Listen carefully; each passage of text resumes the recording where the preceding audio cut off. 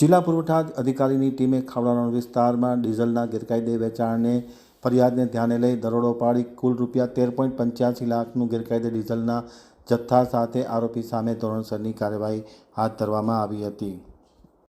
જિલ્લામાં ખાવડાના રણ વિસ્તારમાં બાજુનું ડીઝલમાં ગેરકાયદે વેચાણ થતું હોવાની ફરિયાદ વચ્ચે કલેક્ટર આનંદ પટેલની સૂચનાથી જિલ્લા પુરવઠા અધિકારી દ્વારા ગત તારીખ 7 ડિસેમ્બરના રોજ ભુજ તાલુકાના રણ વિસ્તાર તરીકે હાજીપીર ગામની બાજુમાં આકસ્મિક તપાસણી કરતા આર્જન કેમિકલ્સ ઇન્ડસ્ટ્રીઝ કંપનીની બાજુમાં આવેલ રસ્તા ઉપર કોઈપણ જાતનો આધાર કે બિલ વિના ડીઝલ ભરેલા કુલ 4 ટાંકાઓ પકડી પાડ્યા હતા। સ્થાનિક મહેશ્વરી વિનોદ જાડેજા વિજયસિંહ તથા ભાટી સવાઈસિંહ નામના શખ્સો આ કામ કરતા હોવાનું તપાસમાં ખુલ્યું છે। ટાંકા ભરેલ ડીઝલની કિંમત ડીઝલ કુલ 16,300 લીટર જેની કિંમત આશરે 13.85 લાખ રૂપિયા થવા જાય છે તે સીઝ કરી ધોરણસરની કાર્યવાહી હાથ ધરી છે।